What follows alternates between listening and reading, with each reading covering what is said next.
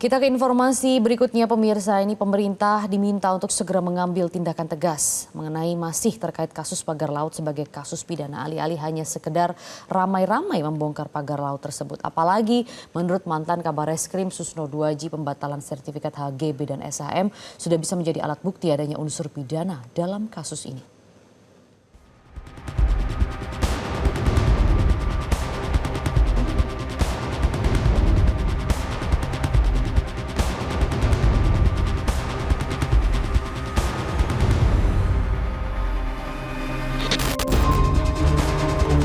Persoalan pagar laut sepanjang 30,16 km di perairan Tangerang belum juga ada ujungnya.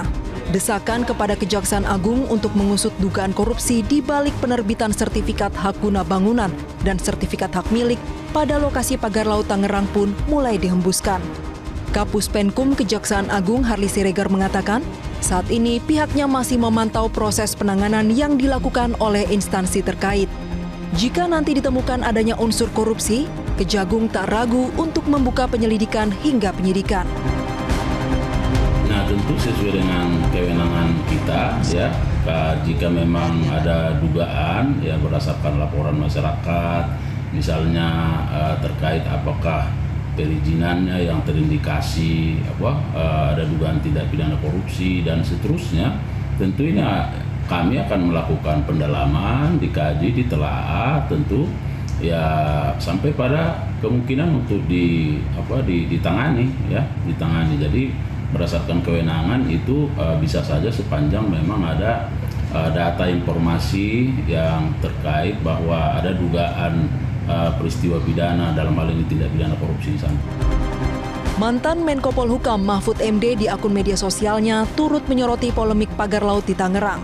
Mahfud menilai pemerintah harus segera mengambil tindakan tegas dan mesti menyatakan kasus tersebut sebagai kasus pidana, bukan sekedar ramai-ramai membongkar pagar laut itu. Mantan Kabareskrim Polri Komjen Pol Purnawirawan Susno Duaji pun sependapat. Susno menyebut pembatalan sertifikat HGB dan SHM di wilayah pagar laut yang dilakukan Menteri Agraria dan Tata Ruang Kepala BPN Nusron Wahid seharusnya sudah bisa menjadi alat bukti bahwa sudah terjadi tindak pidana pemalsuan dan harus diusut. Pembatalan yang dilakukan oleh Kementerian ATR BPN, entah satu sertifikat, syukur kalau semuanya itu sudah bisa dijadikan sebagai salah satu alat bukti bahwa telah terjadi tindak pidana pemalsuan. Kalau pemalsuan itu diikuti dengan tindak pidana suap, maka itu menjadi tindak pidana korupsi. Sekarang siapa pelakunya? Ya pelakunya jelas itu mulai dari si lurah itu tadi, lurah ngotot itu tadi, lurah mana itu Kohot. Nah, lurah Kohot dia udah ngaku pasti dia ngeluarin dokumen itu. Kemudian siapa lagi? Usut saja siapa yang nerima. Ya, yang nerima misalnya Agung Sedayu dengan anak perusahaan Intan Agung Makmur. Ya nggak mungkin lah nenek moyangnya punya tanah di situ. Kalau nggak mungkin nenek moyangnya punya tanah, dia pasti beli. Belinya pasti nggak beres, notarisnya pasti kena juga itu. Nah, jadi udah gampang usutnya. Usut saja bisa dari dokumennya ATR, kemudian bisa juga dari mulai siapa yang memagari itu, siapa yang membayar, siapa yang nyuruh, duitnya dari siapa, kemudian terkait dengan perusahaan apa. Sebelumnya Nusron Wahid menyebut ada sejumlah perusahaan dan perorangan yang memiliki sertifikat HGB dan SHM pagar laut di Desa Kohot. Rinciannya 263 sertifikat HGB dan 17 sertifikat hak milik.